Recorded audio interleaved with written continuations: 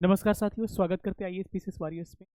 और आज हम आपको साइंस का एक क्लास लेके आए हैं, क्योंकि साइंस से सब लोग परेशान हैं। अगर कहा जाए, जितने भी बीपीएससी का या फिर किसी भी एग्ज़ाम देने की सोच रहे हैं आप, तो मैक्सिमम लोग साइंस से परेशान हैं। और मेरा एक वादा है कि जो क्लास मैं लेके आऊँगा, उस क्लास से एक भी प्रश्न उस टॉपिक से बाहर नहीं जाएंगे और क्लास में ही सारी चीज़ें आपको क्या हो जाएंगी, याद हो जाएंगी। ठीक है, तो जो लोग भी नए होंगे चैनल को सब्सक्राइब करिएगा। टेलीग्राम ग्रुप का लिंक होगा डिस्क्रिप्शन में, उसे ज्वाइन करिएगा। चलिए हम लोग सेशन को स्टार्ट करते हैं। और एक बेहतरीन सा टॉपिक लेके आए हैं जिसको थर्मोडायनेमिक्स कहा जाता है। फिजिक्स का टॉपिक है, जहाँ से प्रश्न आपके पूछे जाते हैं और लोग प्रश्न से यहाँ से गलती करके आते हैं। तो यहाँ से ठीक से थोड़ा सा पढ़िएगा और देखिएगा, क्लास में ही हर चीज़ एक्सप्लेनेशन के माध्यम से हम आपको याद करवा देंगे। फिर से एक बात बता दूं कि इंग्लिश मीडियम के लिए मैंने बाइलिंगुअल पीडीएफ बनवाया था, लेकिन अभी जस्ट क्लास के लिए मैंने खोला तो वो पीडीएफ ना आके आपको हिंदी वाला पीडीएफ केवल आ गया है। तो मैं इंग्लिश टर्म यूज़ कर दूंगा, लेकिन आपसे 99% मैं इस बात का प्रॉमिस करता हूँ कि जो भी अगला सेशन आएगा उसमें आपको लैंग्वेज जो होगा, हिंदी इंग्लिश दोनों में आपको क्वेश्चन लैंग्वेज, ऑप्शंस लैंग्वेज उपलब्ध होंगे। आज के क्लास में किसी तरह की समस्या नहीं होगी, बाकी सारा मैं टर्म जो है इंग्लिश में यूज़ करूंगा। तो हालांकि इंग्लिश में ही ज़्यादा टर्म यूज़ करूंगा क्योंकि साइंस है ये। ठीक है, हिंदी वाले भी घबराए मत, क्योंकि मेरा भी मीडियम हिंदी ही रहा है। परेशान होने की जरूरत नहीं, हिंदी भी टर्म यूज़ करूंगा। ठीक है, तो इस सेशन को दबा के शेयर करिए और आते हैं हम लोग, देखते हैं आज का पहला क्वेश्चन कि पहला क्वेश्चन आपको क्या कर रहा है। आप लोग भी इसका आंसर देने की कोशिश करिएगा। ठीक है, आज का पहला प्रश्न आपको स्क्रीन पे दिख रहा होगा, जिसमें क्या कह रहा है सुनिएगा ध्यान से। ठीक है, इस प्रश्न में कह रहा है कि वह ताप बिंदु जिस पर, मतलब कि वह टेम्परेचर जिस पर सॉलिड, ठोस, द्रव, द्रव यानी कि क्या हो गया, लिक्विड, गैसियस अवस्थाएं साथ साथ रहती है। एक टेम्परेचर ऐसा होता है जिस पर क्या होता है कि सॉलिड भी मिलेगा देखने को, लिक्विड भी मिलेगा देखने को, और आपको गैस भी, मतलब वहां से पानी का बुलबुला भी निकलेगा, भाप भी निकलेगा, और साथ साथ आपको बर्फ के टुकड़े भी दिखाई देंगे। तो वैसा टेम्परेचर सेट करना पड़ता है, और उस टेम्परेचर को हम लोग कहते हैं ट्रिपल पॉइंट, त्रिक बिंदु के नाम से हम लोग जानते हैं। तो इसका राइट आंसर क्या हो जाएगा, ट्रिपल पॉइंट, यानी क्या होगा, त्रिक बिंदु क्या हो जाएगा, इसका राइट आंसर हो जाएगा। ठीक है, अगर हम कुछ कुछ इसके बारे में अगर जानने की कोशिश करें तो आप एक बात इसमें गौर करिएगा कि देखिए, किसी भी चीज़ का गलनांक जिसको कहते हैं, मेल्टिंग पॉइंट कहते हैं ना, इंग्लिश में इसको मेल्टिंग पॉइंट कहते हैं। मेल्टिंग पॉइंट क्या होता है भाई, 0 डिग्री सेल्सियस होता है, जिसपे क्या होता है, सॉलिड मेल्ट होके गल के क्या हो जाता है, आपको द्रव बन जाता है। ठीक है, हिमांक जिसको फ्रीजिंग पॉइंट कहते हैं, जिसपे जम जाता है, जैसे पानी जो होगा बर्फ बन जाएगा। तो आपका गलनांक और हिमांक यानी कि फ्रीजिंग और मेल्टिंग पॉइंट दोनों क्या होता है, 0 डिग्री सेल्सियस ही होता है। इसके अलावा अगर देखा जाए क्वथनांक, जिसको बॉइलिंग पॉइंट इंग्लिश में कहा जाता है, तो बॉइलिंग पॉइंट आपका कितना होता है, हाँ लिखते भी चले हम आपसे, बॉइलिंग पॉइंट आपका होता है कितना, ध्यान रखिएगा, 100 डिग्री सेल्सियस। कहते हैं ना कि जिसपे पानी खौलना स्टार्ट हो गया उसको क्या कहते हैं हम लोग, बॉइलिंग पॉइंट के नाम से हम लोग क्या करते हैं, इंडिकेट करते हैं। ठीक है, तो ये आपका, ये सारे इसके एक्सप्लेनेशन हो जाएंगे। ये आपको 67 बीपीएससी 2022 में प्रश्न पूछा गया है, इसीलिए इसका राइट आंसर जो होगा एक्चुअली क्या हो जाएगा, इसका राइट आंसर आपका हो जाएगा ऑप्शन नंबर डी हो जाएगा। D is correct answer. ठीक है, तो चलिए इसका डी क्या होगा, बिल्कुल सही उत्तर हो जाएगा।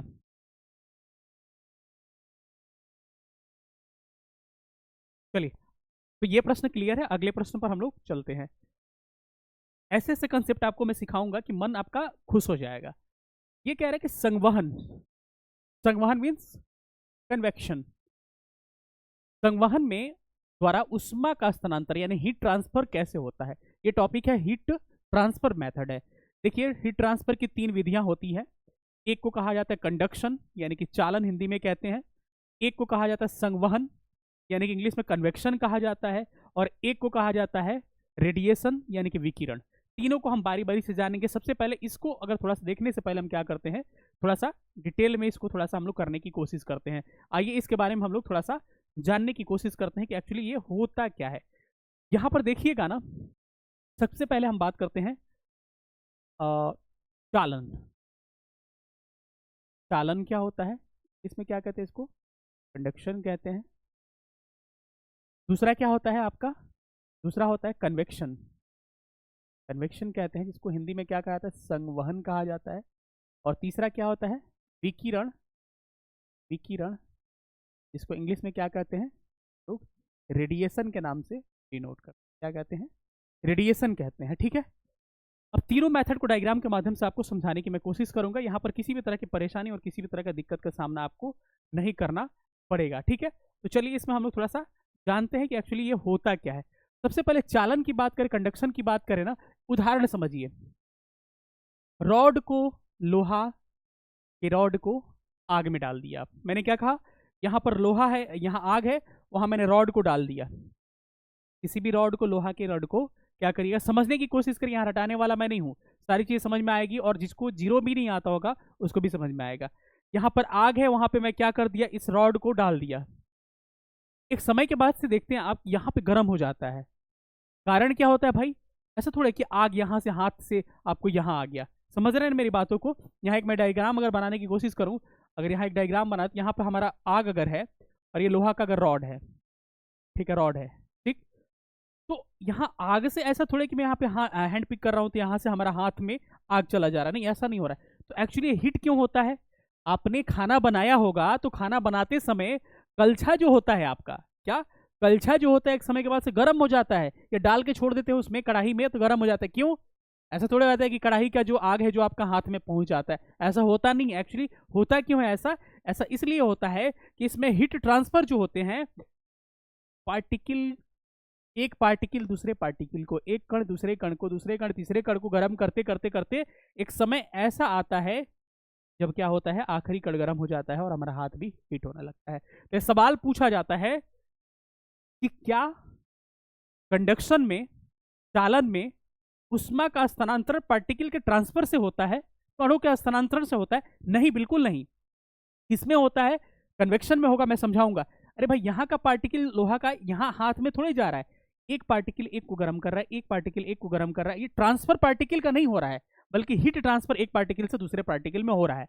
जैसे एक रील्स देखा होगा आपने कि एक थप्पड़ मार रहा है एक को, तो वो दूसरे को मार रहा है तीसरे को, उसी वही हाल है इसमें, ठीक है। तो ये क्या होता है, ये इसका एग्जाम्पल क्या हो जाएगा, एग्जाम्पल एक्चुअली होता है किसमें है, ये ठोस में होता है। किसमें होता है, सॉलिड यानी कि ठोस में होता है। ध्यान रखिएगा, किसी भी सॉलिड को बोल दिया, एल्यूमिनियम कैसे गर्म होता है, लोहा का रॉड कैसे गर्म होता है, सारा क्या हो जाएगा, कंडक्शन यानी चालन के माध्यम से होगा।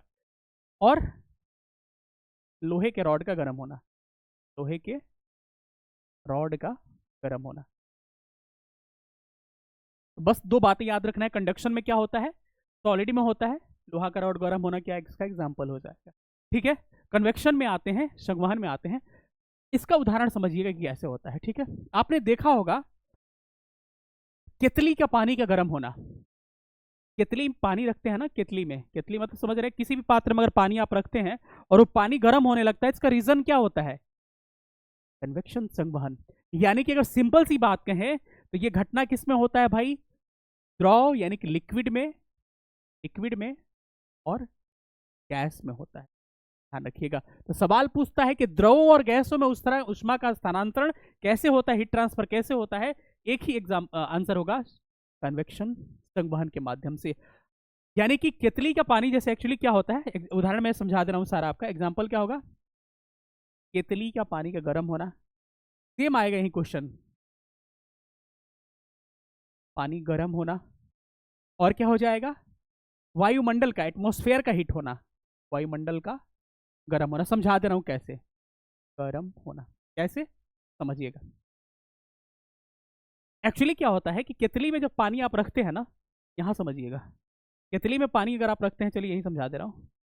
तो नीचे वाला पानी क्या होता है, भारी होता है। जो भी चीज भारी होता है वो नीचे होता है, ये गर्म होता है और ये उठ के ऊपर चला जाता है। फिर हल्का जो होता है वो पानी नीचे आता है, ये गर्म होता है, फिर गर्म होगा तो हल्का होगा, ऊपर चला जाएगा।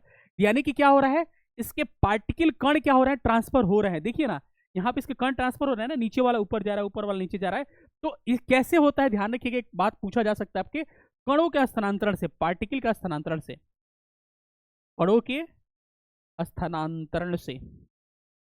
ये प्रश्न पूछेगा कि किसमें आपको कणों के स्थानांतरण से, पार्टिकल के ट्रांसफर होने से हीट ट्रांसफर होता है, संवहन यानी कि कन्वेक्शन में ऐसा होता है, ठीक है। द्रवों और गैसों में, लिक्विड और गैसेसियस मीडियम में क्या होता है, कौन सा आपको हीट ट्रांसफर मेथड पाया जाता है, ध्यान रखिएगा, कन्वेक्शन, संवहन पाया जाता है, ठीक है। तो आप यहां पर देख सकते हैं रेडिएशन क्या होता है। रेडिएशन में ध्यान रखिए, किसी माध्यम की आवश्यकता नहीं पड़ती, किसी मीडियम की आवश्यकता नहीं पड़ती है। किसी, ये प्रश्न बीपीएससी में हाल ही में पूछा था, किसी माध्यम की आवश्यकता आवश्यकता नहीं पड़ती है, नहीं पड़ती है। समझ गए ना? एग्जाम्पल क्या हो जाएगा, किसी मीडियम की आवश्यकता नहीं पड़ती है, मतलब हीट ट्रांसफर होने के लिए वहां लोहा का रॉड जरूरी था, एक मीडियम था जो ये पार्टिकल को ट्रांसफर कर रहा था। यहां पर देखिए केतली के पानी में पानी ऊपर नीचे जा रहा है, हर जगह माध्यम है, लेकिन रेडिएशन में, विकिरण में किसी तरह की माध्यम की आवश्यकता नहीं पड़ती है। उदाहरण के लिए सूर्य का प्रकाश का हमारे तक पहुंचना, क्या सूर्य के प्रकाश का पहुंचना, एक बात याद रखिएगा, सूर्य का प्रकाश हमारे तक आता है तो कई लोगों को लगता है कि वायुमंडल को गर्म करते करते करते करते हमारा, नहीं भाई, उसका कोई माध्यम ही नहीं होता, सीधे सूर्य का प्रकाश और सीधे हम, बीच में कोई मीडियम नहीं। तो किसमें मीडियम की आवश्यकता नहीं पड़ती है, ध्यान रखिएगा, विकिरण यानी कि रेडिएशन में मीडियम की आवश्यकता नहीं पड़ती है। और एक और उदाहरण 7 क्लास के एनसीईआरटी में दिया गया है, हीटर जो आप आग तापते हैं, देखते हैं ना कि ब्लोअर जो हीटर जो होता है, ऐसे आग ठंडी के दिनों में भी ताप रहे होंगे, अब नहीं पहले तापे होंगे, तो ऐसे, तो वो भी क्या होता है, हमारा हाथ सट थोड़े जाता है उसमें यार, वो दूर से ही क्या करता है, हीट हमारे हाथों पर भेजता है। तो याद रखिए, एग्जांपल एनसीईआरटी के एग्जांपल है, यहाँ से प्रश्न पूछे जा सकते हैं। अब कई लोग कहेंगे सर टीआरई में काम आएगा, ये एडीओ में काम आएगा, 72वीं में काम आएगा, दरोगा में, अरे भाई हर जगह काम आएगा, जहां भी साइंस के प्रश्न पूछे जाते हैं इस टॉपिक से, और ये इस टॉपिक से प्रश्न पूछे ही जाते हैं, वहां वहां ये काम आने वाला है। ठीक है, इस प्रश्न का राइट आंसर क्या होगा, आप ही जवाब दे दीजिए मेरे भाई, क्या हो जाएगा कि संवहन कन्वेक्शन द्वारा उष्मा हीट का ट्रांसफर किस हो सकता है, इसमें हो सकता है, द्रव और गैसों में हो सकता है। कोई दिक्कत किसी को, कोई परेशानी, क्या हो जाएगा, द्रव और गैसों, सी इज करेक्ट आंसर। किसी को दिक्कत, किसी को परेशानी, मुझे उम्मीद है परेशानी नहीं होगा। अगले क्वेश्चन पे चलते हैं, उससे पहले मैं आपको बता दूं, ये जो है कई लोग परेशान थे बैचेस के बारे में, ध्यान रखिएगा, 72वीं के लिए एक बेहतरीन बैच जो हमारे द्वारा पढ़ाया जाएगा। ठीक है, 72वीं के लिए एक बेहतरीन बैच ला रहे हैं, जिसमें आपको 8 मार्च से स्टार्ट कर रहे हैं। कई लोग कहेंगे क्या खत्म होगा सर, गर्दा छोड़ा देंगे, खत्म का छोड़िए ना, खत्म के बाद रिवीजन भी हो जाएगा। इसको होली के बाद जानबूझ के स्टार्ट कर रहे हैं कि बहुत सारे लोग होली में अब जाने की तैयारी स्टार्ट कर दी है। ठीक है, तो बीच में डिस्टर्ब होगा, तो क्या फायदा 1-2 दिन पढ़ाने से। प्रीलिम्स का बैच जो है आपको 8 मार्च से स्टार्ट हो रहा है, फी क्या है, 1799 रुपया फी है। ठीक है, और पीटी प्लस मेंस लीजिएगा तो 3499 रुपया फीस है। अगर हमारे किसी भी बैच में इनरोल अगर आप हैं तो आपके लिए फी 1500 होगा प्रीलिम्स का, और प्रीलिम्स प्लस मेंस का फी आपका 3000 होगा। ध्यान रखिए एक बात, इनरोल का मतलब ये नहीं कि यहाँ रिश्तेदार को पकड़ के ला दिए, वहाँ कोई डिस्काउंट भाई हम नहीं दे पाएंगे, फी में इतना कम है कि मार्केट में जो भी प्राइसेस हैं, आप प्रीलिम्स मेंस का ये 3400-3500 आप कंपेयर कर लीजिएगा, हर जगह से आधा से भी कम है ये। ठीक है, तो अब इसमें कोई हम डिस्काउंट नहीं दे पाएंगे, जो सच है वो सच है। अगर इस पे रेडी है तो आप बहुत बढ़िया है, और भरोसा करके देखिए, आपको पता चल जाएगा कितने कम में, सबसे सस्ता में सबसे अच्छा देंगे। ठीक है, तो अगर किसी बैच में अगर इनरोल होंगे तभी ये ऑफर आपको इंप्लीमेंट होगा। अगर एडमिशन लेना है तो 9117166347 9117166347 पे व्हाट्सअप करिएगा। अभी इस नंबर को मैं एक्टिव करवा दूंगा कॉलिंग के लिए भी 1-2 दिन में। ठीक है, तब तक इस पर व्हाट्सअप करके हमारे से अब इनरोलमेंट ले सकते हैं QR कोड के माध्यम से, हमसे व्हाट्सअप से। हालांकि अप्लीकेशन जो होगा आपको फ्राइडे से आपको काम करना स्टार्ट होगा, लेकिन लोग एडमिशन आपको व्हाट्सएप के माध्यम से लेना स्टार्ट कर दिए हैं, हम उनको ऐड करके रख लेना है ग्रुप में, फिर आएगा एप्लीकेशन तो उसमें हम आपको क्या करेंगे, ऐड कर देंगे। ठीक है, तो ये सारी चीज़ें हो गई। और इसमें क्या क्या फीचर्स मिलेंगे ये भी आपके मन में चल रहा होगा, तो सुन लीजिए क्या क्या फीचर्स मिलेंगे। इसमें आपके ऑनलाइन मोड में क्लासेस होंगे, खेल नहीं चलेगा। केवल पिछली बार मेंटरशिप बैच मेरा लगभग 350 कैंडिडेट मेरे से जुड़े हुए थे मेंटरशिप बैच में, उसका फी 1500 था, और इसमें पूरा क्लास चलेगा। ठीक है, और इतना सक्सेसफुल बैच रहा कि 70% रिजल्ट वहां से हुआ है। डेली 2 क्लास होंगे, लाइव प्लस रिकॉर्डेड क्लास होगा, डेली बोर्ड PDF मिलेगा, टॉपिक वाइज नोट्स मिलेगा, टॉपिक वाइज टेस्ट होगा, मंथली टेस्ट होगा, उसके बाद से NCERT बेस्ड होगा, PYQ एनालिसिस करवाया जाएगा, 1-to-1 मेंटरशिप होगा। 1799 रुपये फी है, 9117166347 पे व्हाट्सअप कर सकते हैं। जो लोग भी TRE वाले हैं, TRE वाले का अभी तो हम लॉन्च नहीं किए हैं, लेकिन TRE वाले 2-3 लोग एडमिशन ले चुके हैं।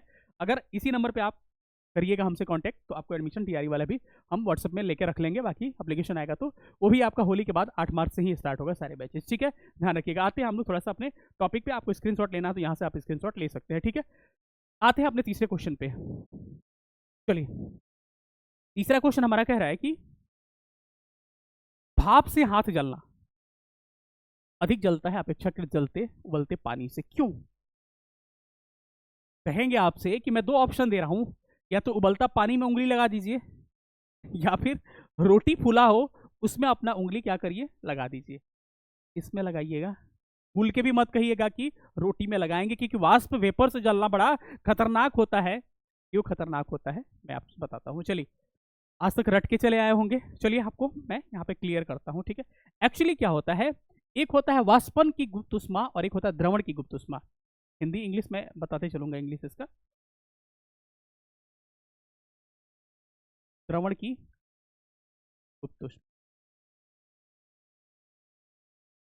क्या है, ये द्रवण की गुप्त उष्मा। इसमें एक्चुअली होता क्या है, इसको कहते हैं तो फ्यूजन के माध्यम से जाना जाता है, ठीक है। लेटेंट हीट ऑफ फ्यूजन इसे कहा जाता है इसमें इंग्लिश में, ठीक है। और एक होता है वाष्पन की गुप्त उष्मा, वाष्पन गुप्त उष्मा, इवेपोरेशन इसे कहा जाता है, ठीक है, ध्यान रखिएगा। एक्चुअली क्या होता है कि कोई भी पार्टिकल अगर होता है तो किसी ना किसी फोर्स से, इंटरमोलिकुलर फोर्स से जुड़ा होता है वो। सॉलिड बात करें तो सॉलिड जुड़ा होता है एक दूसरे से, उसमें फोर्स जुड़े होते हैं। वो टूटेंगे तभी जब आप क्या लगाइएगा, कोई इसमें इसको हिट करिएगा या फिर कुछ अप्लाई करिएगा तो, ठीक है। तो इसको तोड़ने के लिए जितना हिट की आवश्यकता पड़ती है ना, तो देखिए ठोस से द्रव में बदलने के लिए जो आवश्यकता पड़ती है उसको बोलते हैं लेटेंट हीट ऑफ फ्यूजन, यानी कि द्रवण की गुप्त उष्मा। और द्रव से गैस में बदलने के लिए, यानी कि पानी से भाप में बदलने के लिए जो हिट की आवश्यकता होती है उसको क्या कहते हैं आपको, लेटेंट हीट ऑफ इवेपोरेशन, यानी कि वाष्पन की गुप्त उष्मा, ठीक है। तो ध्यान रखिएगा इसका वैल्यू जो होता है कितना देंगे, 80 कैलोरी पर ग्राम, ठीक है। और ये होता है आपका 540 कैलोरी पर ग्राम, ठीक है। कौन ज्यादा है भाई, वाष्पन वाला, तो ये ज्यादा है, ज्यादा हिट दे रहा है, इसीलिए क्या होता है, भाप से, भाप में गुप्त उष्मा होती है। भाप शरीर के भीतर घुस जाता है, घुसता उसका कुछ नहीं है। भाप हल्का होता है, ऐसा कुछ नहीं है। भाप में अधिक मारक क्षमता है, मारे होगा नहीं, क्या होगा, भाप में गुप्त उष्मा होती है, इसके कारण ऐसा होता है, अधिक होती है, ठीक है। चलिए इसका राइट आंसर क्या हो जाएगा। अगले प्रश्न पर चलते हैं। अगला प्रश्न कह रहा है कि 40 डिग्री सेंटीग्रेड को किस में कन्वर्ट करना है, फ़ारेनहाइट में। ये बीपीएससी बार बार सवाल पूछता है, मैं आज आपको सिखा दूं, कभी फंसिएगा मत। इंपॉर्टेंट सवाल है, एक फॉर्मूला नोट कर लीजिए, C/5 F-32/9, बस सारे प्रश्न बन जाएंगे, ठीक है। इससे जो भी प्रश्न आपके होंगे क्या हो जाएंगे, सॉल्व हो जाएंगे, ठीक है। इसको थोड़ा सा ध्यान रखिएगा। कैसे बनेगा, C/5 का मतलब हो गया सेंटीग्रेड, कितना दिया है भाई, 40/5 बराबर F फ़ारेनहाइट निकालना है, -32/9। यहाँ से सॉल्व करिएगा तो ये क्या हो जाएगा, चलिए इसको सॉल्व करते हैं। 5F हो जाएगा, -5 दूनी के 10, 3 5 15, 1 16, और बराबर क्या हो जाएगा, ये 0 चौको 36, ठीक है। चलिए इसको सॉल्व कर लेते हैं। 5F बराबर, इतना तो आपको आता होगा ना, 360, और इधर आएगा तो +100, ठीक है। सॉल्व करिए तो 5F बराबर क्या हो जाएगा, 0 6 6 12, 3 1 4 1 5 520। यहाँ F की वैल्यू निकालेंगे, अगर फ़ारेनहाइट की वैल्यू निकालेंगे तो आप कितना, 5 से डिवाइड करिएगा, 5 1 में 5, 5 चौको 20, यानी कि क्या आ जाएगा, 104 फ़ारेनहाइट करेक्ट आंसर इसका हो जाए, ठीक है। तो क्या हो जाएगा, 104 फ़ारेनहाइट इसका क्या होगा, बिल्कुल सही उत्तर हो जाएगा, ठीक है। तो सही उत्तर क्या हो जाएगा, 1.4 फ़ारेनहाइट इसका क्या होगा, राइट आंसर हो जाएगा। इसी तरह से जो भी प्रश्न आते हैं आप इसको बनाने की कोशिश करिए, बस फॉर्मूला लगे C/5 F-32/9, सारे प्रश्न बन जाएंगे, ठीक है। कभी कन्वर्ट करने के लिए पूछता है तो ऐसे आप कन्वर्ट कर सकते हैं। अगला प्रश्न आपको प्रैक्टिस के लिए बनाइए, तो सारे लोग बना के हमको आंसर दीजिए, इसका राइट आंसर क्या होगा। चलिए क्या लगाइएगा, C/5 F-32/9 लगाइए, तो C/5 क्या हो जाएगा, 50/5। क्या उतना यार, कैलकुलेशन ज़्यादा कर दिए हम, डायरेक्ट काटिए ना, 10 बार में कट जाएगा। ये F-32, 10 9 90 हो जाएगा, और ये हो जाएगा F बराबर 90 + 32 हो जाएगा। जोड़िएगा तो क्या हो जाएगा, 2 और 3 12, 22 से क्या, 122 फ़ारेनहाइट, इसका राइट आंसर हो जाएगा। आ रहा है समझ में सबको ना, तो ऐसे प्रश्नों को आप हल कर सकते हैं, जो भी पीएससी में पूछता है उसी टाइप के क्वेश्चन में करा रहा हूँ। कितने डिग्री पर सेंटीग्रेड और फ़ारेनहाइट की वैल्यू क्या हो जाती है, समान हो जाती है, रटे होंगे। -40 डिग्री सेल्सियस पर क्या होता है, फ़ारेनहाइट भी -40 हो जाएगा और डिग्री सेल्सियस भी -40 हो जाएगा। कैसे, मैं आपको करके दिखाता हूँ। क्या फार्मूला हमने बताया था, रटवा देंगे, C/5 F-32/9 करके देखिए तो कितने डिग्री सेल्सियस पे, -40 का, ऑलरेडी फ़ारेनहाइट -40 आ जाएगा।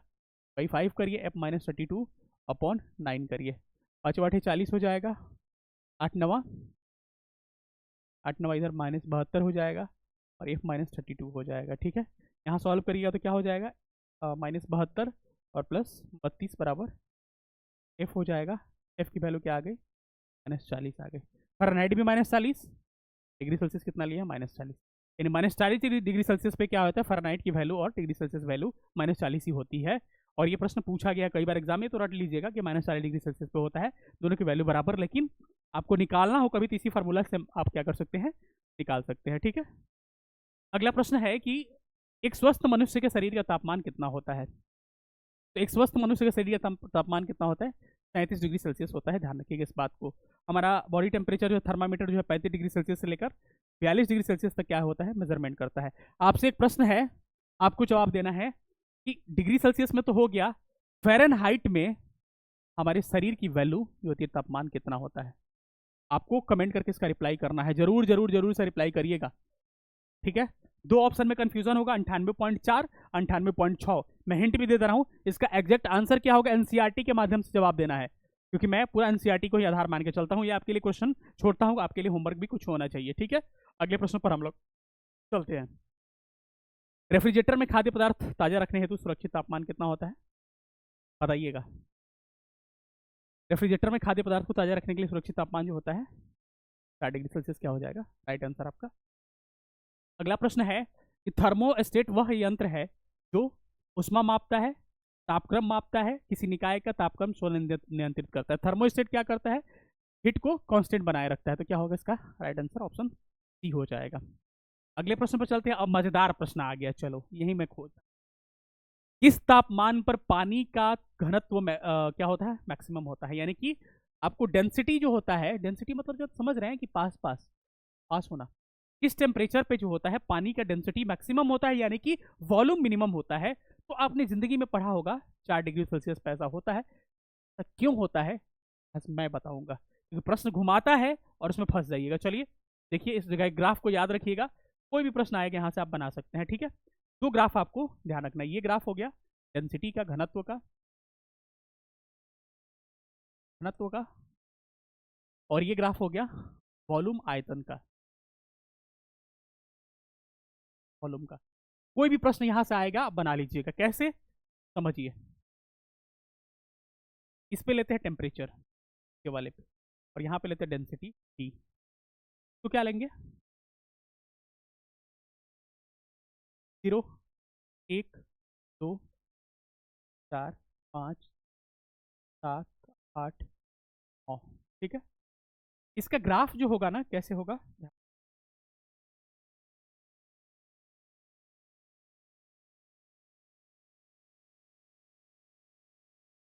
उल्टा कटोरा।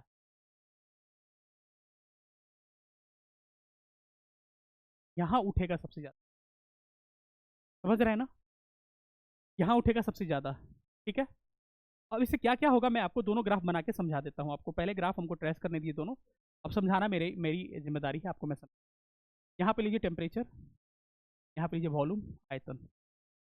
टेम्परेचर वैसे ही लेते जैसे हमने वहाँ पे लिया था, 0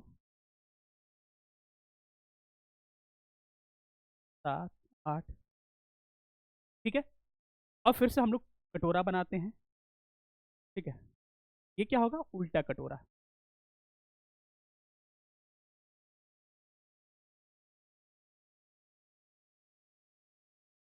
क्या हो जाएगा, अब समझिए एक्चुअली ये होता क्या है। देखिए, डेंसिटी जो होता है वाटर का मैक्सिमम होता है 4 डिग्री सेल्सियस। कितना टेम्परेचर पे भाई ग्राफ सबसे ऊपर जा रहा है, 4 डिग्री सेल्सियस पे, ध्यान रखिएगा। वही इसके उल्टा हो जाता है, सबसे कम कहां पे है, 4 डिग्री सेल्सियस पे, क्या, आयतन। तो याद रखिए, किसी भी पानी का, अगर पानी का मैक्सिमम डेंसिटी जो होता है 4 डिग्री सेल्सियस पे होता है, अधिकतम घनत्व, और मिनिमम आयतन यानी कि सबसे कम आयतन होता है कितना पर, आपके 4 डिग्री सेल्सियस पे। अब प्रश्न घुमा के कैसे पूछेगा, कहेगा किसी चीज को हम गर्म कर रहे हैं 0 डिग्री सेल्सियस से लेके 9 डिग्री सेल्सियस तक, तो क्या होगा, उसके घनत्व में क्या होगा, डेंसिटी में क्या होगा। तो पहले बढ़ेगा फिर घटेगा, समझ रहे हैं ना। ऐसे भी बोले 9 डिग्री सेल्सियस से गर्म करते हो हम 2 डिग्री सेल्सियस की तरफ आ रहे हैं, तो पहले क्या होगा, पहले बढ़ेगा फिर घटेगा।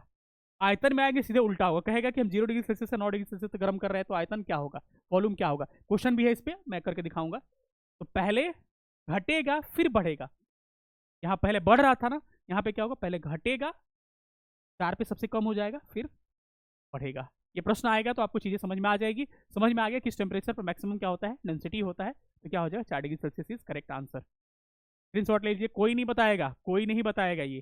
ठीक है, अगले प्रश्न पर आते हैं। अगला प्रश्न कह रहा है कि जल का अधिकतम घनत्व मैक्सिमम डेंसिटी कितना होता है। घुमा दिया ना प्रश्न, फंस जाइएगा। देखिए याद रखिएगा, डिग्री सेल्सियस को हम लोग अगर केल्विन में कन्वर्ट करना हो,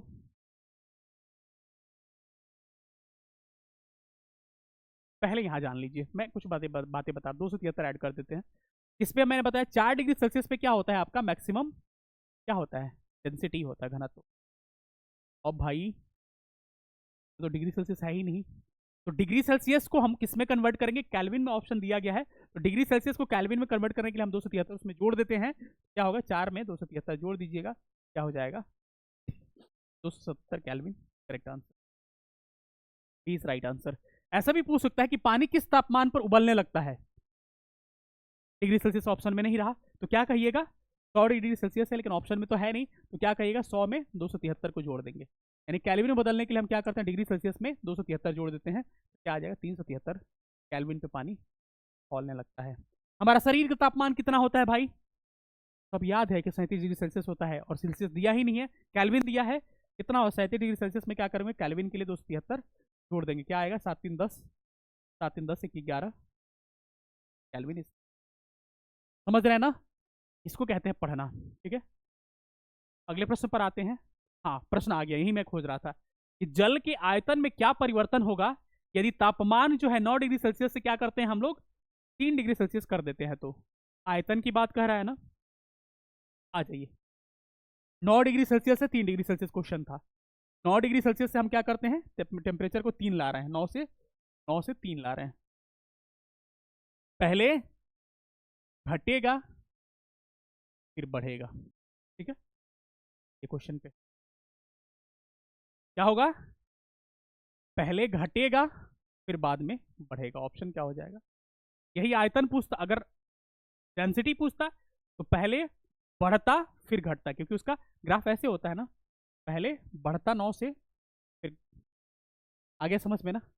यही सारी चीजें हैं, ध्यान रखिए। और मैं आपको पर आपको एक उम्मीद और एक विश्वास के साथ अगर हमसे आप जुड़ना चाहते तो जुड़िएगा, बाकी तो हम चीज़ें कराते रहेंगे।